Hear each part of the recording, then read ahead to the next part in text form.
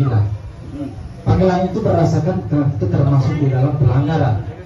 Nah, menurutnya, tetapi apakah di dalam himpunan kita sebelumnya adakah legal prosedur atau tidak? Nah, itu yang harus kita perlu simak secara bersama atau tangkap secara bersama. Karena kami juga bingungnya di situ memang. Baca daripada tanggapan ketika kita menjalani salah satu mogok yang tidak sesuai dengan prosedur yang dimuat dalam pasar. Nah, inilah yang perlu kami untuk penjelasannya, Pak.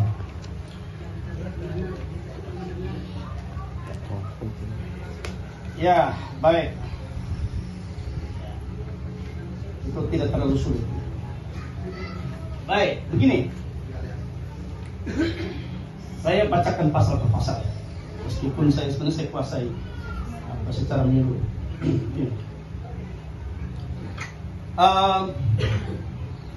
Kita mencoba untuk merujuk kepada ketentuan pasal 3 Undang-Undang PPHI. Jadi argumentasi perusahaan itu, argumentasi JM dengan surat segala macam bahwa mogok tidak sah, itu hanya berkutat kepada Undang-Undang 13/2003 tentang ketenagakerjaan. Itu. Apakah berkaitan dengan mogok kerja yang mengatur hanya diatur di situ? Tidak. Tidak. Mogok kerja itu memiliki korelasi terhadap Undang-Undang 13/2003 tentang ketenagakerjaan dengan Undang-Undang Nomor 2 Tahun 2004 tentang PPHI, penyelesaian perselisihan hubungan industrial. Maka saya bilang, ketika manajemen mengeluarkan surat dan menyatakan bahwa mogok tidak sah, tapi dia tidak menjelaskan tidak sahnya di mana. Dia tidak menjelaskan tidak sahnya di mana. Itu.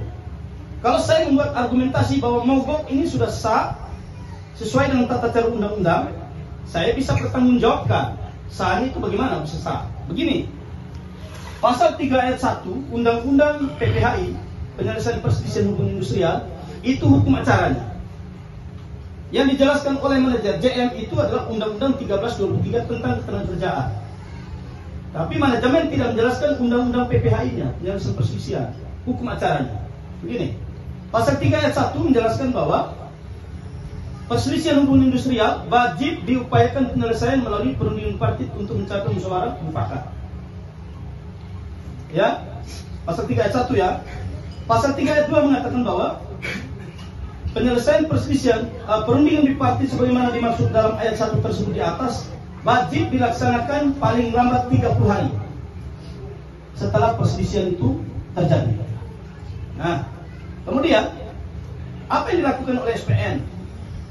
Yang pertama, sebelum melakukan upaya perundingan sebagaimana perintah pasal 3 ayat 1 Undang-Undang PPHI, SPN melakukan tindakan yang pertama, tanggal 25 Januari 2025 melakukan sosialisasi secara terbuka di KL 4. Kenapa bisa di sini? Ini kan satu badan hukum saja. Ini satu badan hukum. Bukan KHL 5 itu tercatat sendiri badan hukum, tidak.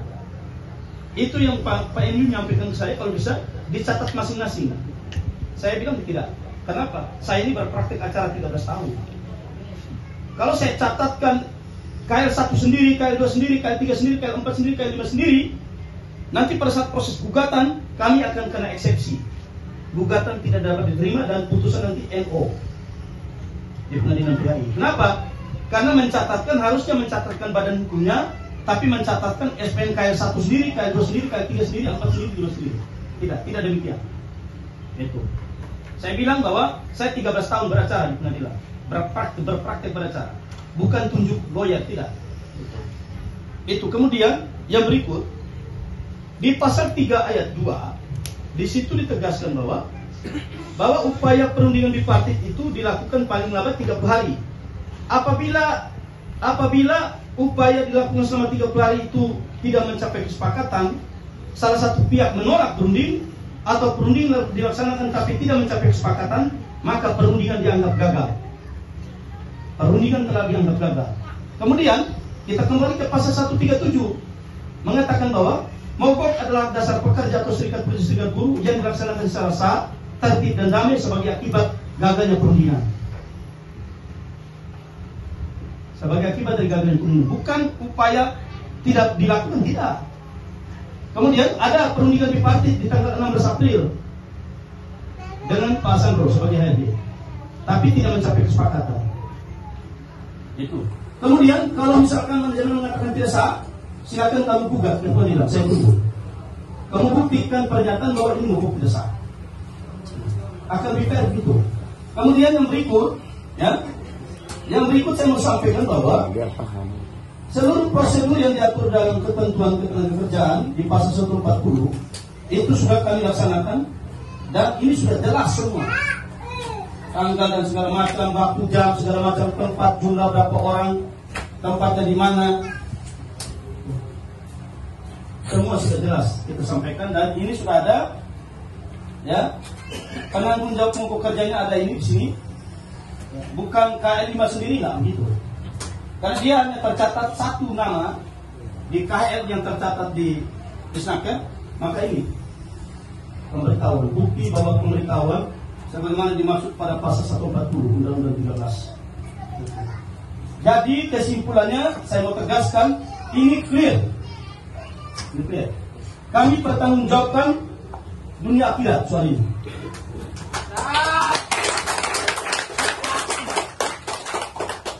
Ini clear. Nah, lalu bagaimana dengan teman-teman yang sudah mulai putus asa? Dan nanti kan ke situ nih kelihatan dia. Bagaimana dengan teman-teman yang sudah masuk dalam daftar peserta mogok kerja, kemudian sudah putus asa? Sudah putus asa nih. Kalau yang